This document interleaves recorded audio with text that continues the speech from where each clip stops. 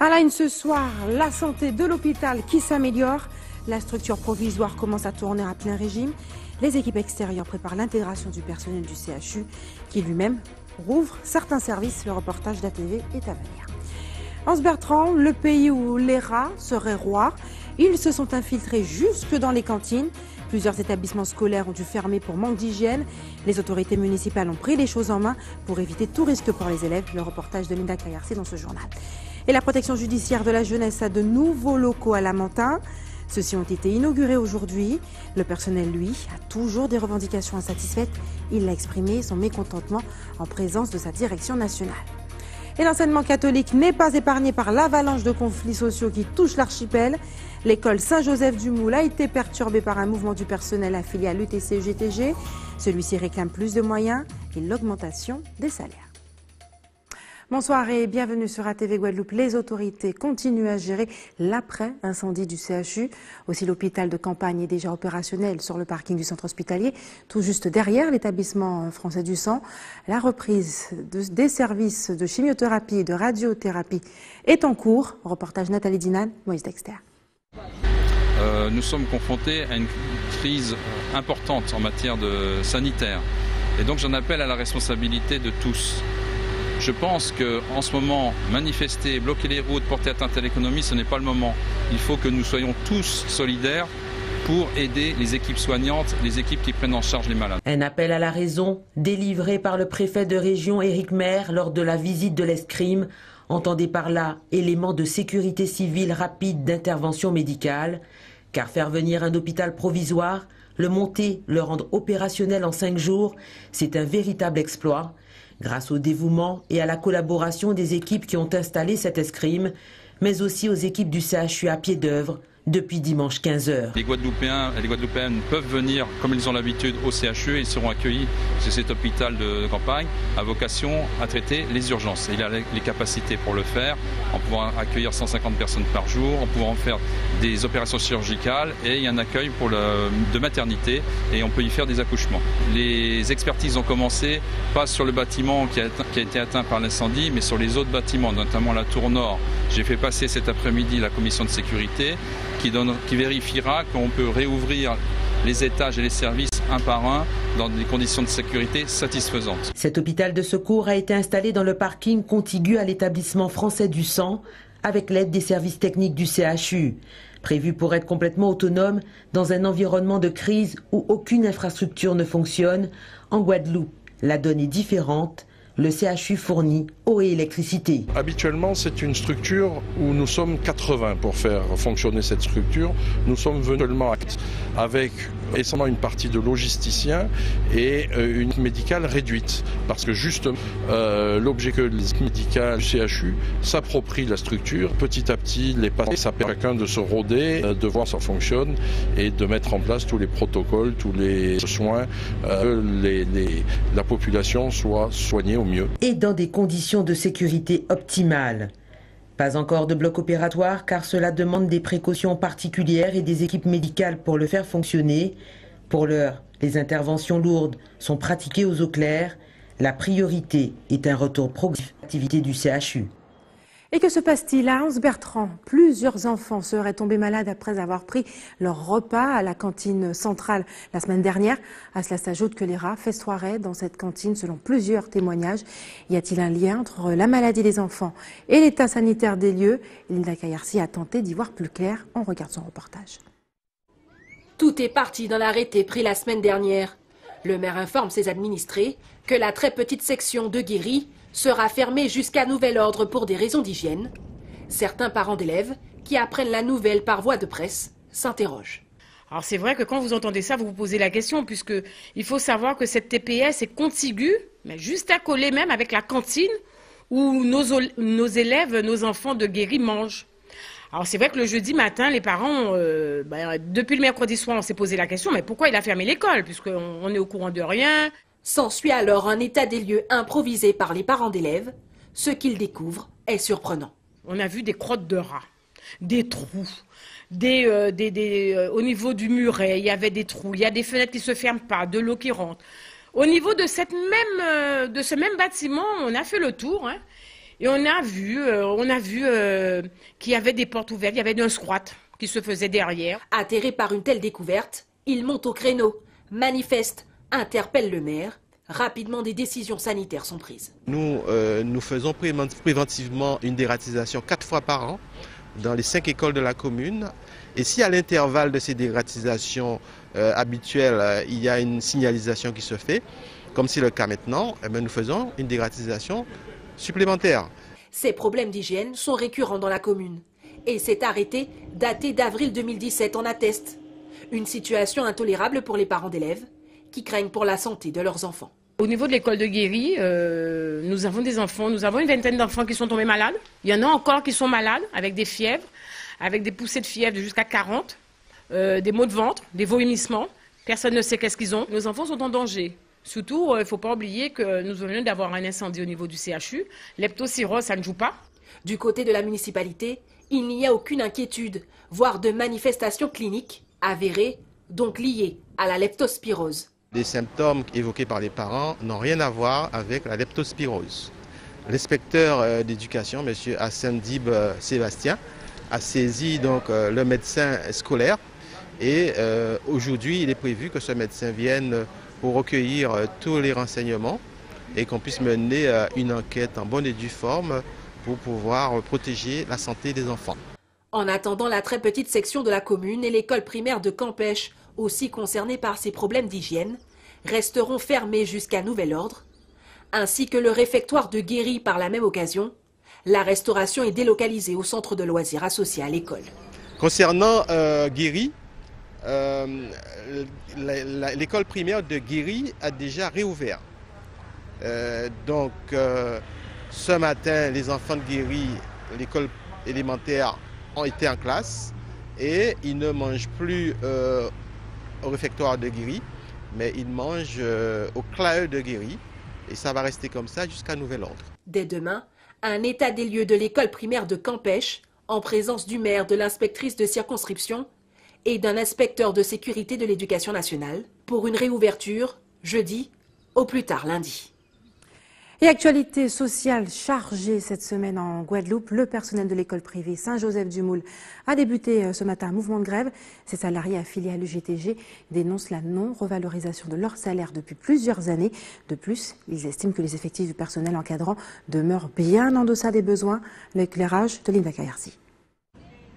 Plus d'effectifs, respect de la convention collective, augmentation des salaires, le personnel de l'établissement privé Saint-Joseph se mobilise. On est mobilisé parce qu'il y a pas mal de règles sur les contrats qui ne sont pas respectés, sur certains points sur l'autre CE qui ne sont pas respectés non plus parce qu'on n'a pas de local, il y a pas mal de choses qui ne sont pas prises en compte. Conséquence, le fonctionnement de l'école est perturbé malgré un service minimum.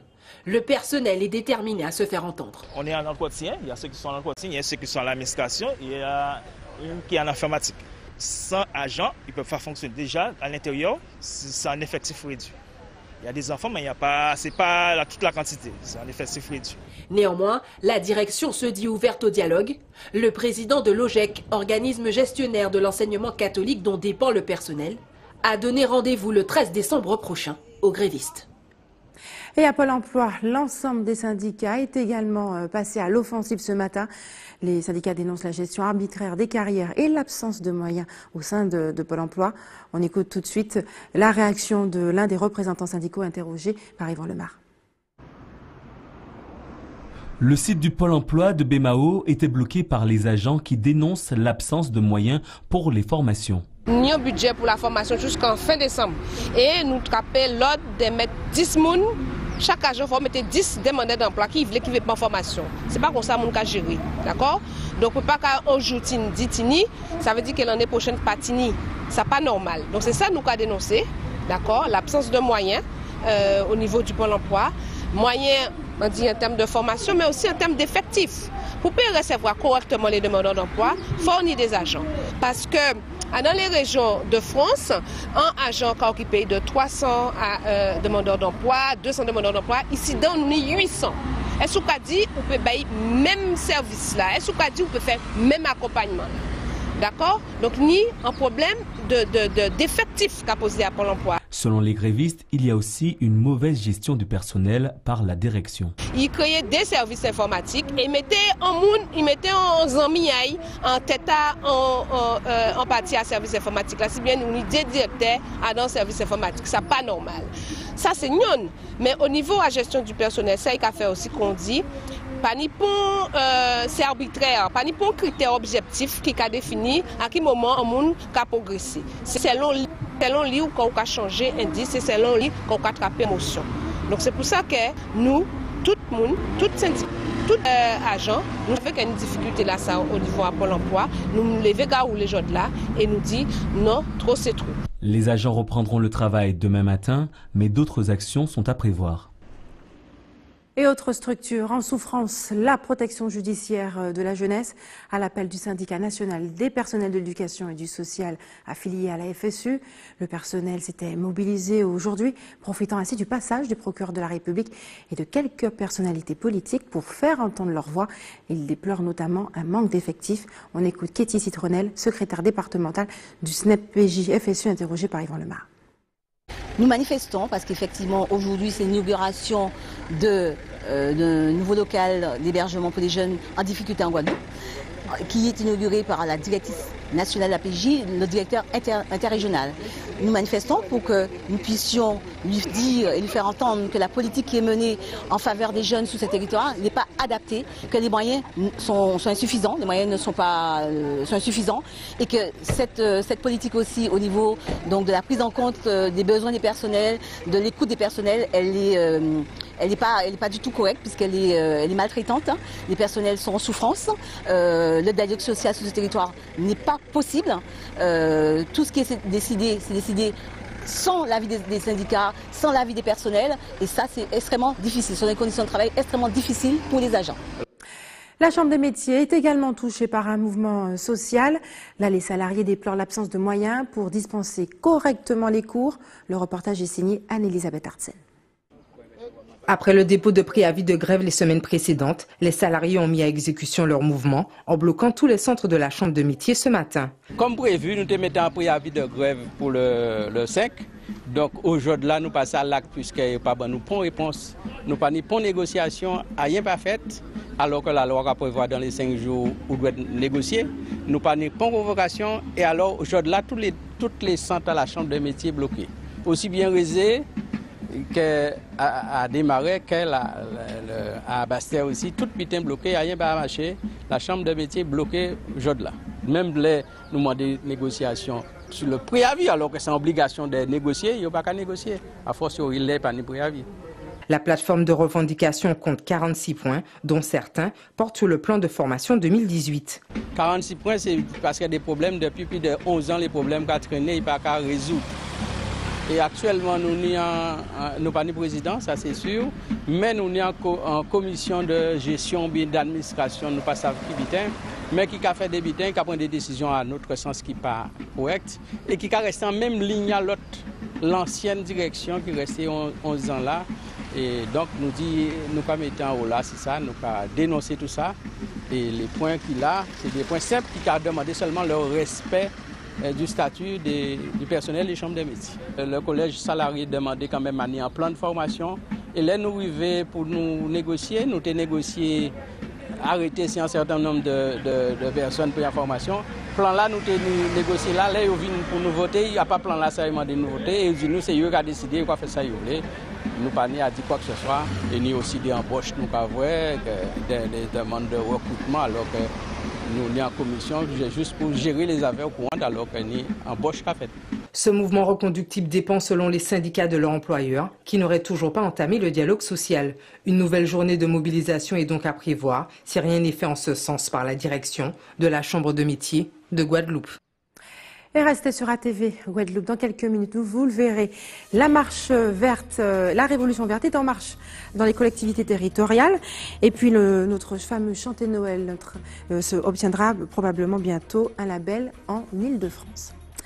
Mais avant, tandis qu'une grève débutait à la protection judiciaire de la jeunesse, un nouvel établissement destiné à l'accueil des mineurs sous main de justice était inauguré ce matin à Lamentin en présence des officiels. Yvan Lemar était sur place. Ce nouvel établissement va accueillir des jeunes sous main de justice pour permettre un accompagnement éducatif et éviter la récidive. Il y a deux choses sur ce site. Il y a d'abord un établissement d'hébergement et un service d'insertion. D'abord concernant l'hébergement, il a vocation à recevoir 12 jeunes, une capacité d'accueil de 12 jeunes, avec une équipe que je souhaite au complet, donc il sera au complet. Et l'insertion a vocation à recevoir 24 jeunes pour des activités qui sont mises en place, des activités d'insertion professionnelle avec des éducateurs, un professeur technique, un ensemble de professionnels pour répondre à cette mission. Autre objectif de la structure, permettre la réinsertion des décrocheurs scolaires. Ces jeunes qui ont arrêté l'école, qui depuis plusieurs mois, voire plusieurs années, n'ont plus la possibilité, ne se sentent plus la possibilité d'y retourner parce que ça fait trop longtemps qu'ils ont arrêté. Et grâce à un enseignement adapté, en petits groupes, qui va pouvoir être dispensé dans cette structure, ça va leur permettre éventuellement de pouvoir raccrocher une scolarité. Mais c'est aussi un lieu où on favorise leur accès aux dispositifs de formation de droit commun par tout un panel d'accompagnement en termes de formation sur l'informatique, sur différents types de métiers qu'ils peuvent commencer à aborder ici, par exemple de l'horticulture, par exemple de l'informatique, par exemple, il y a toutes sortes de métiers qui vont pouvoir être développés ici, des savoirs de base, et à partir de là, c'est à leur mettre un peu le pied à l'étrier pour récupérer les dispositifs de droit commun et repartir dans une formation professionnelle, par exemple. Pour encadrer ces jeunes, une équipe de 30 personnes, dont 16 éducateurs, sera mobilisée. Et le ton est monté d'un cran aujourd'hui en Guyane. Les grands frères sont intervenus ce matin afin de mettre un terme à la démolition d'une habitation sur la route des plages, pourtant validée par une injonction d'huissier. Une manifestation qui a tourné à l'affrontement avec les gendarmes. Gaël Wassim était sur place. On regarde.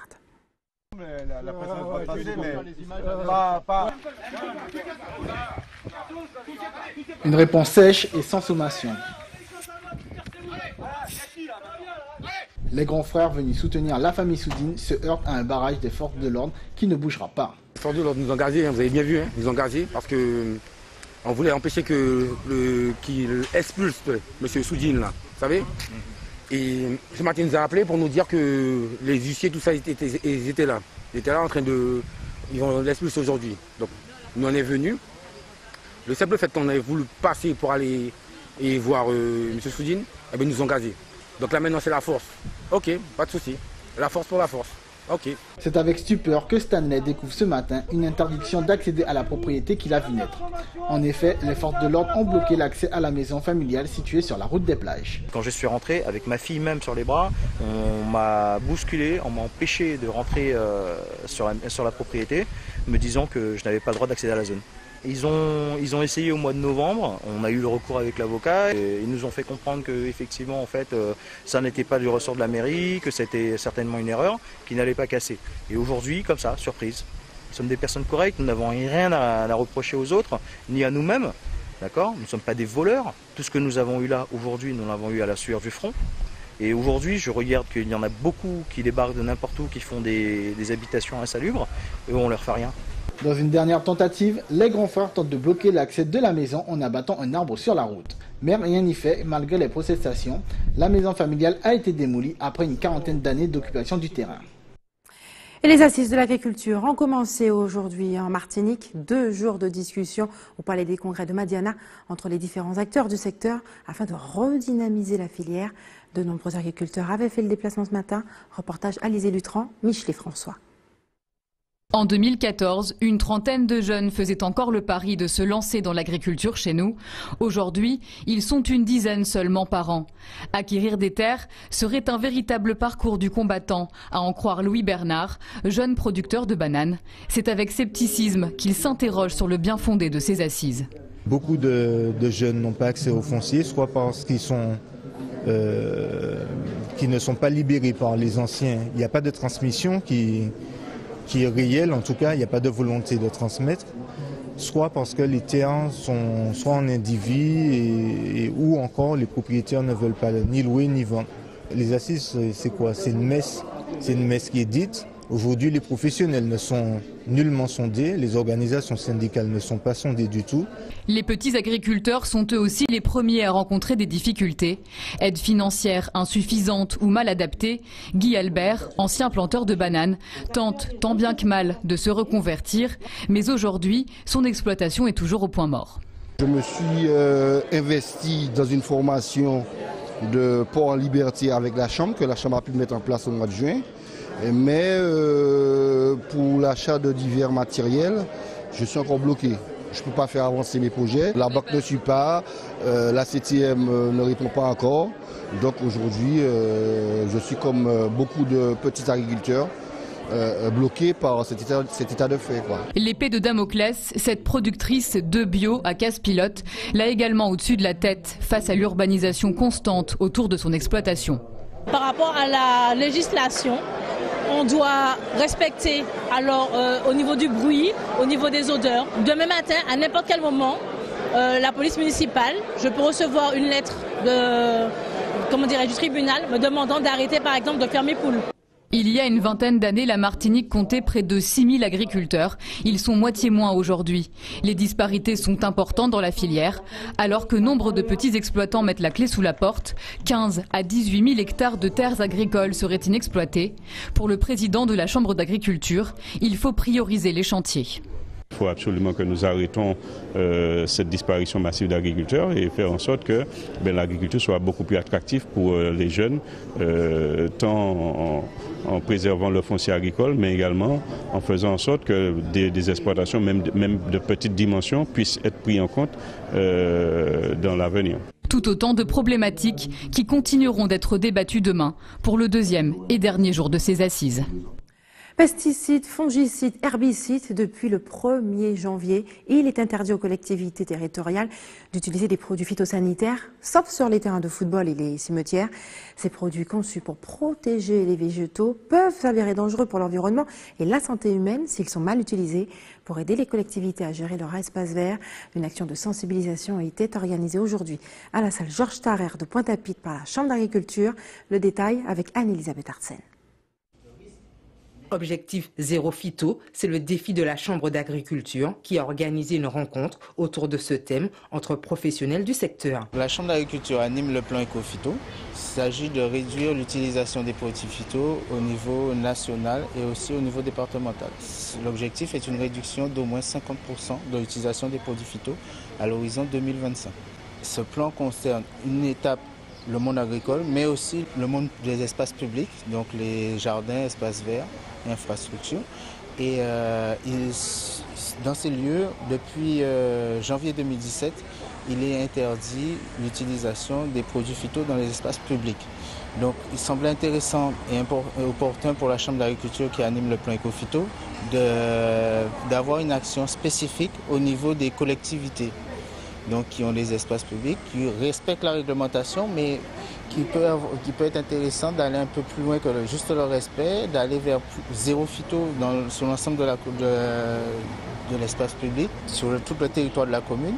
L'association Fredon, basée en Martinique, est justement venue partager son expérience en termes d'éco-phyto. C'est un organisme technique à vocation sanitaire. Donc on a différents services d'accompagnement. Donc on accompagne à la fois les zones agricoles, mais on a aussi un volet dans les zones non agricoles. Et voilà, on intervient principalement sur la réduction de l'utilisation des produits phytopharmaceutiques par rapport au plan éco-phyto. Donc l'objectif c'est de pouvoir sensibiliser tous les acteurs des zones non agricoles pour déjà connaître les risques qui sont liés à cette utilisation, à la fois pour la santé, pour aussi l'environnement. Et puis on propose aussi des méthodes alternatives à l'utilisation de ces produits. Donc on fait en fait un accompagnement technique avec des formations, des réunions d'information.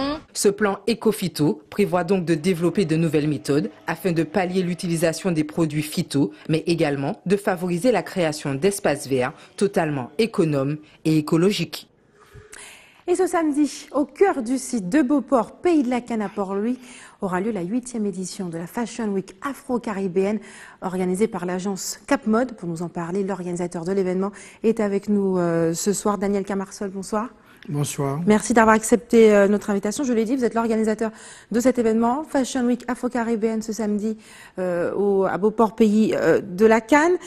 Une Fashion Week qui rassemble des stylistes de la Guadeloupe, mais aussi des autres îles de la Caraïbe, avec des prix qui seront décernés. Quelle est la programmation? Qu'est-ce qui nous attend ce jour-là? Alors, donc, tout d'abord, au niveau de l'affiche, elle a été remplacée. Donc, c'est à Beauport, le samedi 9, voilà. Enfin, et non à Laura Flessel. Non à Laura Flessel, comme c'était prévu.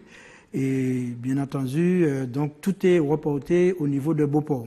Alors, donc, la thématique, justement, de cet événement, Fashion Week, Guada Fashion Week Afro-Caribéenne, c'est valoriser, promouvoir le mannequinat afro-caribéen. Bien entendu, qui dit mannequinat veut dire mode afro-caribéenne, make-up, enfin, tout ce qui va derrière.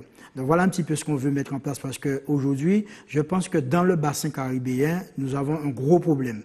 Le problème que nous avons, c'est que nous avons des îles à côté, Sainte-Lucie, Dominique, Jamaïque, Porto Rico, où ils ont des millions de kilomètres en avance par rapport à nous, alors que ce sont des petits pays indépendants. Soit en Guadeloupe, Martinique, nous sommes, comme on dit, vous entendez partout, mais nous voulons rattraper notre retard, trop de retard. Existe-t-il un marché où ces filles qui ont des salaires mirobolants en général peuvent travailler, subvenir à leurs besoins? Alors, oui, plus que jamais, il y a un marché. Sainte-Lucie, plus petit, Dominique, plus petit.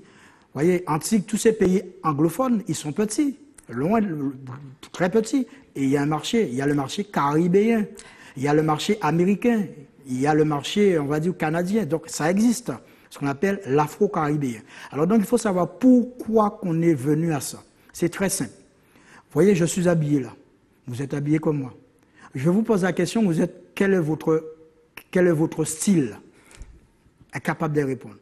Par contre, vous mettez un Parisien, une Parisienne, ou bien un Italien, ou un Africain, ou un Chinois, ou un Japonais, ils vous diront que je suis habillé comme un Chinois, comme un Japonais. C'est ce qu'on appelle l'uniformisation voilà. L'uniformisation, c'est tout. Voilà. Et nous, aux Antilles françaises, on a un problème. On ne sait pas qui nous sommes, problème d'identité culturelle. Donc, aujourd'hui, je veux dire ce soir, ce jour-ci, aujourd'hui, que je suis habillé comme un Afro-Caribéen.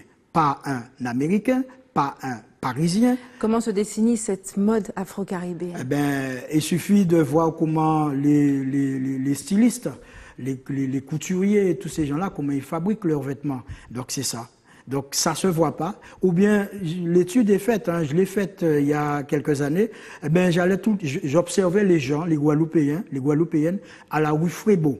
Et j'ai fait pareil à Fort-de-France. Et je regardais à quoi ils ressemblent. Eh bien, ils ressemblent à des Afro-Caribéens. Voilà pourquoi, avec une origine africaine, baignée justement dans cette Caraïbe. Daniel Carmassol, quelles seront les personnes invitées justement pour peut-être repérer ces jeunes filles qui pourront faire carrière à l'international ou dans la Caraïbe en tant que mannequin professionnel? Tout à fait. Mais déjà, nous avons quand même déjà des mannequins confirmés professionnels. Nous avons notamment Aurélie Havard, qui est franco-haïtienne. Nous avons Sarah Caver, nous avons Sherazade. Donc, toute une pluralité, d'ailleurs, c'était Aurélie. Donc, ce sont des gens qui ont montré leur capacité, qui ont prouvé.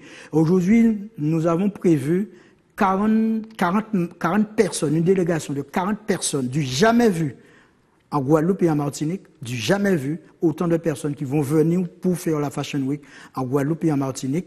Donc, dont 17 mannequins, 10 maquilleuses, 8 coiffeurs, des youtubeurs, 3 youtubeurs internationaux avec des millions d'abonnés qui vont venir, et ça grâce à l'école d'esthétique nationale qui est basée à Paris. Donc nous avons voulu taper très haut, très fort, mais nous espérons que les Guadeloupéens vont comprendre, et les Martiniquais bien entendu vont comprendre, parce il va falloir promouvoir la mode afro-caribéenne. Et grâce à la photo, aux flyers que vous voyez, Julie Luel qui a été quand même, qui a été Miss Internationale, qui est aussi mannequin, parce que c'est quelqu'un quand même qui a beaucoup de prestance, elle est habillée en afro-caribéen ce jour-là. Merci Daniel Carmassol d'avoir accepté de répondre. Fashion Week samedi soir à Beauport, pays de la Canne, à Port-Louis. Et puis nous continuons ce journal, toujours dans l'aspect culturel. Patrick Caram, vice-président de la région Île-de-France, souhaite une reconnaissance officielle des chantés Noël comme pratique culturelle. À l'occasion de la présentation de la manifestation Chanté Noël 2017 à Paris, il a annoncé la création d'un label et d'un concours récompensant en Île-de-France les meilleurs chantés Noël. On regarde le reportage d'Éric Dupuis d'ATV Paris. Rien que vendredi 8 et samedi 9 décembre, au moins 16 chantés Noël publics sont prévus en Île-de-France. Face à la multiplication de ce genre de rendez-vous, la région a décidé de lancer un label pour accompagner les associations communautaires. Dans toute l'Île-de-France, à l'approche de Noël, on a des dizaines de manifestations qui se passent dans des villes. Ces manifestations-là n'ont jamais reçu une reconnaissance publique. C'est une injustice. C'est une injustice que la région veut réparer. Jusqu'à 150 associations pourraient à terme être labellisées. Pour promouvoir ce programme, la région a lancé un concours cette année. Une cinquantaine de chantés Noël seront évalués par un jury jusqu'au 23 décembre. C'est un véritable constat que, comme quoi ça partait dans tous les sens. Il y a des gens qui faisaient le beurre en quelque sorte à travers ces chantés Noël. On a dit non, stop. Chanter Noël, c'est quelque chose de traditionnel chez nous, comme les soirées Bel Air, comme les soirées Les Roses de chez nous, qui est gratuit. Et ensuite, les gens viennent en famille, participer, et on a qui amènent à boire et à manger. L'objectif, c'est surtout d'inciter à terme les mairies de la région à faciliter l'organisation des soirées, en ne faisant pas payer la location de la salle des fêtes, par exemple. 80 000 € ont été débloqués par le conseil régional pour ce programme. Nous avons écrit aux maires pour leur demander de les accueillir, d'être présents et de les aider à communiquer, de les aider dans leurs journaux municipaux, de les aider aussi par tout moyen, s'ils ont aussi de manière électronique des communications sur leur site internet. C'est important que les maires s'engagent derrière les chantés Noël et qu'ils ne découvrent pas l'existence des ultramarins seulement au moment des élections. 40 associations devraient être labellisées dès cette fin d'année et recevoir 300 € chacune. La remise des prix du concours, qui va jusqu'à 3 000 € pour les vainqueurs, aura lieu début janvier à l'hôtel de région. Et c'est l'heure des informations pratiques. Maintenant, la vigilance jaune a été maintenue ce soir pour fortes pluies et orages. Soyez donc prudents sur les routes. Et puis demain, c'est la ville de Sainte-Anne qui subira des coupures d'eau dès 18 h avec un retour à la normale prévu dans les robinets des habitants sainte-annais le lendemain à 6 h du matin. Et puis l'équipe de l'établissement français du sang vous donne rendez-vous demain au centre commercial de Destréland, aux portes 4 et 5 l'après-midi. Et enfin, si vous avez des informations à nous communiquer, n'hésitez pas à nous appeler au 71 2 fois. Et voilà, c'est la fin de notre édition locale et régionale. Mais avant de se quitter, je vous rappelle les principaux titres de ce mardi 5 décembre. La santé de l'hôpital s'améliore, la structure provisoire commence à tourner. Les équipes extérieures préparent l'intégration du personnel du CHU qui lui-même rouvre certains services. Et puis Anse-Bertrand, le pays où les rats seraient rois, ils se sont infiltrés jusque dans les cantines. Plusieurs établissements scolaires ont dû fermer pour manque d'hygiène. Les autorités municipales ont pris les choses en main pour éviter tout risque pour les élèves. Et la protection judiciaire de la jeunesse a de nouveaux locaux à Lamentin. Ceux-ci ont été inaugurés aujourd'hui. Le personnel, lui, a toujours des revendications insatisfaites. Il a exprimé son mécontentement en présence de sa directrice nationale. Et l'enseignement catholique n'est pas épargné par l'avalanche de conflits sociaux qui touchent l'archipel. L'école Saint-Joseph-du-Moule a été perturbée aujourd'hui par un mouvement du personnel affilié à l'UTC-GTG. Ils réclament plus de moyens et l'augmentation de leur salaire. Merci d'avoir choisi ATV Guadeloupe. Je vous souhaite une excellente soirée. On se retrouve demain à 18 h 45.